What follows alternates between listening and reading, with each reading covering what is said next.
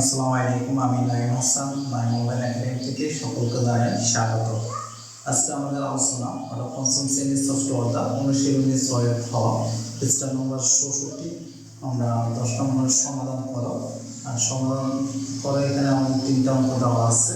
ক্লাসে আমরা এই 3টা অঙ্ক সমাধান করব। 1 নম্বরে বলা আছে যে একটি বাগানের ক্ষেত্রফল 20 বর্গ মিটার।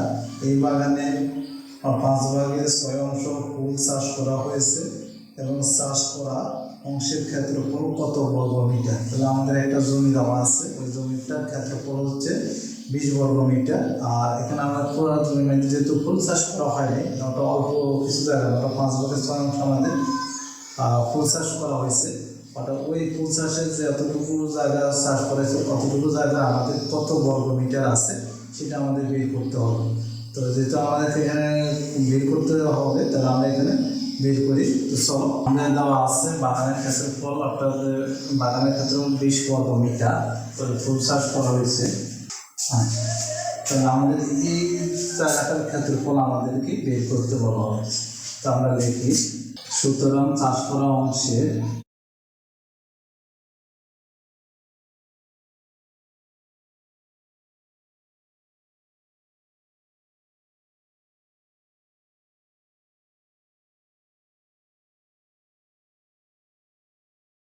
বর্গ মিটার। তাহলে 20-এর 5 ভাগের 6 বর্গ মিটার। তার মানে আমরা এখন লিখি, এখন আমি কাটাকাটি করি। 10, 3,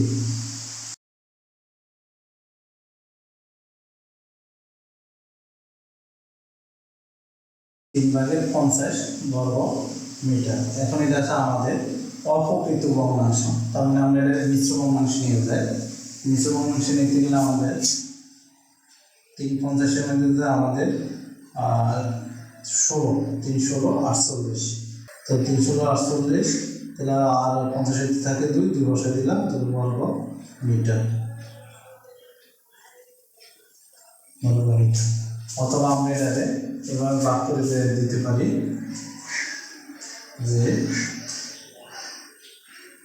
50 ভাগ 3, তার মানে আমরা করা যায় একবার 3 বিয়োগ করলে থাকে 2 0 3 6 18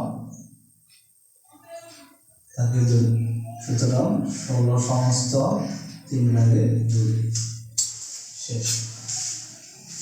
তাহলে আমাদের এই চাষ করা অংশে কত ক্ষেত্রে বলেছে 16 ভাগে, সমস্ত 2 ভাগে 3 বর্গ মিটার। উত্তর 16 সমস্ত 2 ভাগে 3 বর্গ মিটার। আমরা সবার 2 নম্বর আছে যে আমাদের কাছে 4 কেজি তেল আছে, 1 লিটার ওজন 6 ভাগে 7 কেজি হলে তার কাছে কত লিটার তেল আছে। তার কাছে কত লিটার তেল আছে। তো আমরা এখন যে 1 লিটারের ওজন কত বলা আছে যে 6 ভাগে 7 কেজি, তার মানে 6 ভাগে 7 কেজি ওজন হচ্ছে আমাদের 1 লিটার। তাহলে আমরা লিখি যে 6 ভাগে 7 কেজি তেলের ওজন যদি আমাদের 1 লিটার হয়, তার মানে 1 কেজি তেলের কম হবে না বেশি হবে, তাহলে অনেক কম হবে। তাহলে 1 কেজি তেলের ওজন, 1 কেজি তেলের ওজন কত হবে 1 বা 6 ভাগে 7। তাহলে আমাদের 4 কেজি তেলের ওজন, তাহলে আমাদের 4 কেজি তেলের ওজন কি অনেক বেশি। তো যেটা অনেক বেশি হবে সেটা হবে আমাদের গুণ। তাহলে 4 কেজি তেলের ওজন অনেক বেশি, তাহলে সেটা আমাদের গুণ করে দিতে হবে। তাহলে আমরা লিখি 1 বা 6 ভাগে 7 গুণ 4। তাহলে আমার ভাগ কি হয়ে যাবে, সর্বদা আমরা ভাগের কাজ করবো, তাহলে ভাগের চিহ্ন পরিবর্তন হয়ে যাবে। 1 ভাগ হয়ে যাবে গুণ, 7 চলে যাবে উপরে, 6 আসবে নিচে, গুণ 4। এখন আমরা যদি কাটাকাটি করা যায় কিনা, যদি আমরা কাটাকাটি করি 2 দিয়া 2 কে 2 গুণে 4 আর 3 গুণে 6, আর কি কাটাকাটি যায় না।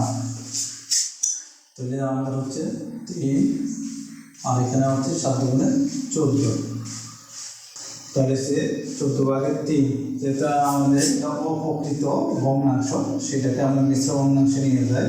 তাহলে যে 3 14 মেরে যায় 4 বার, তাহলে হর কোনো পরিবর্তন নেই, 3 4 12 আর থাকে 2 2 এখানে বসাই দিলাম, তো 12 দিয়ে 14 লিটার। তার মানে আমাদের এই 4 কেজি তেলের ওজন হবে 400। আমরা উত্তর এখানে লিখতে পারি, উত্তর 4/3 লিটার। শেষ। তাহলে আমরা চলে যাই পরবর্তী অঙ্কে। যেমন 3 নম্বর প্রশ্নগুলো আছে যে সাজ্জাদ সাহেবের 24,000 টাকা ছিল, তিনি এই টাকায় 5/2 অংশ এতিমখানায়, 3/8 অংশ শিক্ষা প্রতিষ্ঠানে দান করলে তার কাছে কত টাকা আছে? তারা আমাদের এখানে তিনি দুইটা অংশ, একটা হচ্ছে এতিমখানা দান করছে আর একটা হচ্ছে শিক্ষা প্রতিষ্ঠান দান করছে। আমরা হচ্ছে তার টাকা থেকে অত বাকি যে টাকাটা থাকবে সেটা হচ্ছে তার কাছে থাকবে। অর্থাৎ এই দুইটা প্রতিষ্ঠান থেকে অর্থাৎ বাদ দেওয়ার পরে যে টাকা থাকবে সেটা তার কাছে অবশিষ্ট থাকবে। তা আমরা দেখি যে দেওয়া আছে, তাহলে সাজ্জাদ সাহেবের 24,000 টাকা আছে। এখন আমরা বাইর করতে যে শিক্ষা প্রতিষ্ঠানকে সে কত টাকা দিয়েছে সেটা বাইর করি। তাহলে আমরা দেখি যে এতিমখানায় দিল, আমরা যদি এখানে 24,000, এখানে একটা বড় সংখ্যা, তো বড় সংখ্যা আমি কীভাবে কাটবো? তোরা এখানে 12 24 মধ্যে কয়বার যায়? 12 24 মধ্যে যায় 2 বার। তার মানে আর শূন্য কয়টা আছে? 0 3টে, 0 কাটে আমরা 1 2 3 3 শূন্য বসাই দেবো। বসানোর পরে এখন আমরা এটা গুণ করে দিই, তাহলে 5 2 10, আর শূন্য কয়টা আছে? 1 2 3। তার মানে হচ্ছে আমাদের এই 10,000 টাকা তিনি কোথায় দিচ্ছে? এতিমখানায় দিল। এখন শিক্ষা প্রতিষ্ঠানে কত টাকা দিচ্ছে? আমরা এখন শিক্ষা প্রতিষ্ঠানটা বের করি।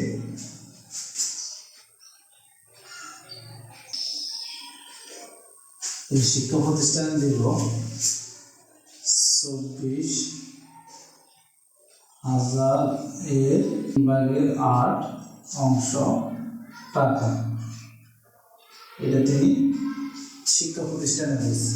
তো শিক্ষা প্রতিষ্ঠানে কয় টাকা দিচ্ছে সেটা এখন বের করি। তাহলে 8 24 মধ্যে কয়বার দিচ্ছে? 3 বার, 3 8 24। এখন 0 3 কাটা এখানে বসে দাও, 1 2 3। বসানোর পর আমরা 3-এর সাথে 3 গুণ করে দিই, 3 3 9, আর যে 0 আছে 3টা 1 2 3, তার মানে 9,000 টাকা। এই 9,000 টাকা তিনি শিক্ষা প্রতিষ্ঠানে দিল। তার মানে 10,000 টাকা দিয়েছে এতিমখানা, শিক্ষা প্রতিষ্ঠানে দিল 9,000 টাকা। তাহলে তিনি মোট কত টাকা দিয়েছেন? তাহলে সে তিনি দান করছেন কত টাকা, আমরা এটা বের করি যে করলে একটা করছে 10,000 যোগ 9,000 টাকা, 9,000 টাকা। তাহলে 10 আর 9 19,000 টাকা তিনি দান করছেন, 19,000 টাকা। আমার প্রশ্ন বলা আছে যে তার কাছে কত টাকা রইল। তাহলে এই টাকাটা আমাদের 24,000 থেকে যদি আমি বাদ দিয়ে দিই, তাহলে যে টাকাটা থাকবে তার কাছে অবশিষ্ট ওই টাকাটাই আছে। তাহলে আমরা লিখি তার কাছে রইল, তাহলে 24,000 বিয়োগ 19,000,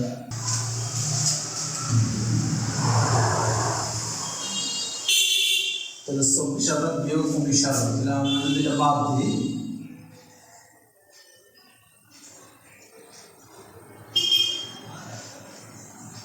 তাহলে 24,000 থেকে যদি আমি 19,000 টাকা বাদ দিই তাহলে আমার থাকবে 5,000 টাকা। তাহলে অবশিষ্ট তার কাছে এই টাকাটাই তার রয়েছে, এই টাকাটা তার কাছে আছে। তাহলে আমরা এটা উত্তর লিখতে পারি, উত্তর 5,000 টাকা। উত্তর 5,000 টাকা। আমরা আরো কয়েকটা রিপিট করি। যে সাজু সাহেবের 24,000 টাকা আছে, তাহলে তুমি সেখান থেকে এতিমখানা দিচ্ছে 24,000-এর 5/12 টাকা, 5/12 টাকা। তাহলে এখন আমরা 12 কাটলে কত? 2,000। 2 দিয়ে আবার 5 গুণ করলে 10,000 টাকা তিনি এতিমখানায় দিলেন। আবার আসো যে শিক্ষা প্রতিষ্ঠানে দিল 24,000-এর 8/3 টাকা। তার মানে এখানে আমরা কাটাকাটি করলে অর্থাৎ 8 দিয়ে 24 কাটাকাটি করলে 3 বার, আর 3 বার বসাই দিচ্ছি। 3,000 দিয়ে 3 দিয়ে গুণ করলে 9,000 টাকা। তার মানে হচ্ছে 9,000 টাকা তিনি শিক্ষা প্রতিষ্ঠানে দেয়। তাহলে তিনি দাম করতেছেন এতিমখানা 10,000 টাকা আর শিক্ষা প্রতিষ্ঠানে 9,000 টাকা। এই দুইটা মিলে হচ্ছে আমাদের 19,000 টাকা। যেহেতু তার কাছে আছে 24,000 টাকা, তো 24,000 থেকে যদি 19,000 টাকা যদি আমি বাদ দিয়ে দিই, 19,000 টাকা যদি আমি বাদ দিয়ে দিই, তাহলে আমাদের থাকে 5,000 টাকা। এখন তার কাছে অবশিষ্ট 5,000 টাকা আছে। তাহলে আমার প্রশ্নে বলা আছে যে তার কাছে কত টাকা অবশিষ্ট আছে, তাহলে 5,000 টাকা। তাহলে আমাদের আজকের ক্লাস এ পর্যন্ত। তো দেখা হবে অন্য কোনো ক্লাসে। সে পর্যন্ত সব ভালো থাকো, সুস্থ থাকো। আল্লাহ হাফেজ।